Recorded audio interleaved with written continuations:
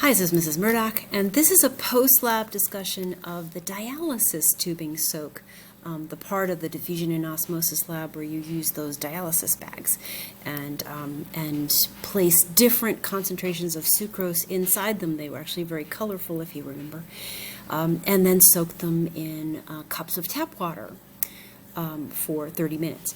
So what I'd like to, this was actually the class data from that, but let's start by just talking about, if we can here. Let's start by kind of visualizing those cups again, right? So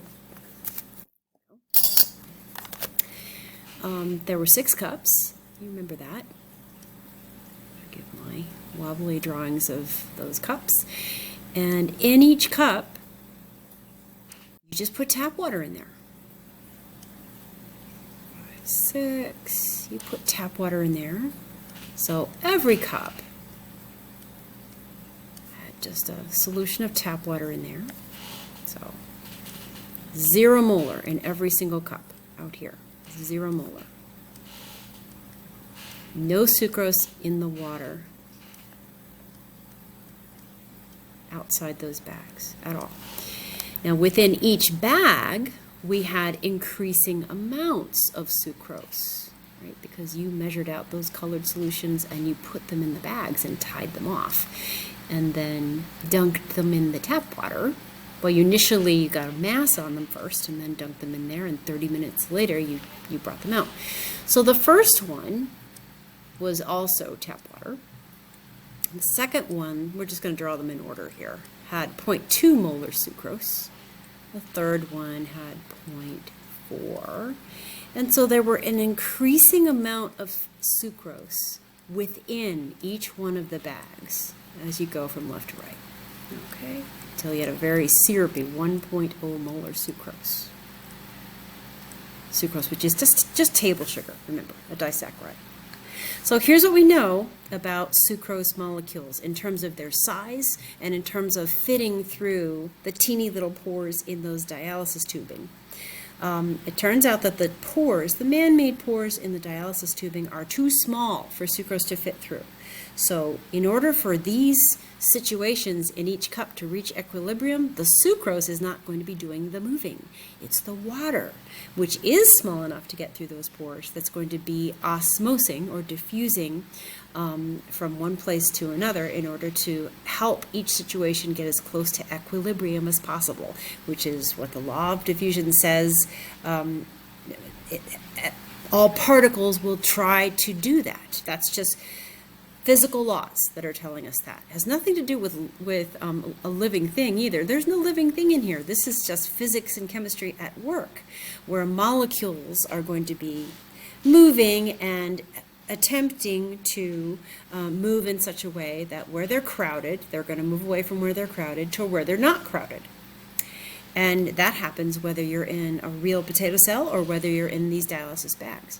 So remember too, I'm going to say this again, in each one of these cups, there's not just one solution, there's 2. In this cup, there's the solution inside the bag and the solution outside the bag. All the cups have that situation, and all the cups, just by virtue of the laws of diffusion in chemistry and physics, particles, water, is going to try to move to equilibrate the concentrations of sucrose on either side of the bag. So let's take the most extreme example first, where you've got tons and tons of sucrose on the inside of the bag. It's like syrup, and absolutely none outside. So which way will the water move in that situation so that the concentrations on either side of this membrane will become more equal? Well, if you were really listening when I first talked about this, you'll know that the water will want to flow inside the bag, right? And it's flowing down its own gradient. So there's much more higher concentration of water outside this bag than there is inside, isn't there? Yes.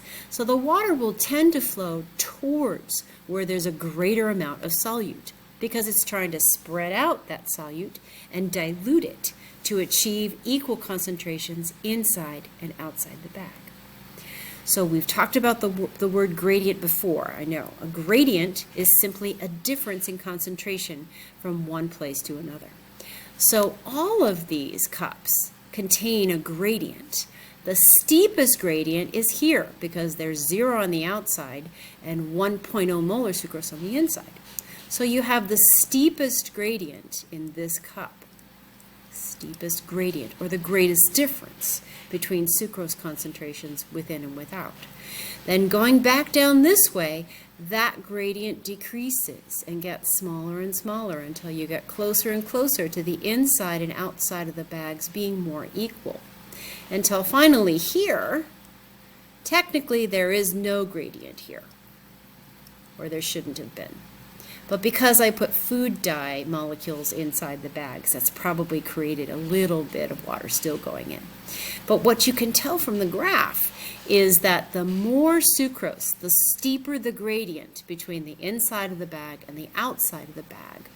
It seemed that in that 30-minute period, the more sucrose there was on the inside of the bag, the greater the change in percent mass change between those in that 30-minute interval. So you had here, you had the fastest osmosis, right? The fastest osmosis, because you had water moving inside the bag to try to equilibrate the concentration inside and out. Fastest, little bit less, little bit less, little bit less, little bit less, until finally the slowest osmosis, or water movement, where the concentration of the inside the bag was closest, right, to the outside, to the tap water. And the only reason why you didn't get a lot of zeros here is probably because of the dye molecules that were in there. So that's the story of osmosis. That is what will cause water to move. And you should be able to predict the direction of water flow given a situation. So for example, let's pull this down a little bit.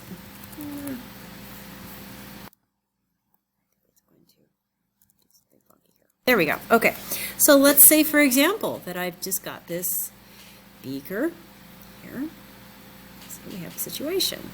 And in the beaker, let's say that I have a dialysis tubing in here, all nicely tied off. And outside the bag, I have 0.2 molar sucrose. And inside the bag, I have 0.6 molar sucrose. Remember, the sucrose can't move, only the water can. Which way will the water move in this situation? So if you said the water will move inside the bag, you are correct, okay? Because what's going on here is you have more sucrose or solute molecules in here, higher concentration, than you do out here. And that means that the water, right, the H2O, will move towards where there is more solute molecules in an attempt to dilute the inside of the bag to reach equilibrium. And in this case, you might actually get there. Over time, if you let this sit, you will probably reach a point where the inside of the bag, and it might be really will have to swell up in order to do this, but it might reach 0.2 molar and become the same as the 0.2 molar outside, as long as there's enough room left in the bag for that to happen. But that could happen. It would gain a tremendous amount of weight that way, and if there was enough room for the water, you would now have dynamic equilibrium happening at that point, if it were to reach dynamic equilibrium. That really didn't get drawn very well, sorry about that. Okay, but so dynamic equilibrium might be reached in that situation. But the water would flow in, overall would flow in until that point. Yes, okay. So what if, on the other hand, I had a different beaker and I had this situation where I've got, again, the student has prepared a bag, right? And out here, now it's 0.8 out here and 0.4 in here. Now, which way will the water go? Right. Now the water flows out, going towards the area of higher solute concentration to try to spread those molecules out, right? Okay, so this bag is going to shrivel up. Is it going to reach equilibrium? It might. You might concentrate this bag enough so that eventually this will be 0.8 and will match the outside's 0.8, but it's going to lose quite a lot of its mass in doing that. All right, so that is the basics of what I wanted you to get out of this section of the lab, and I hope that was helpful.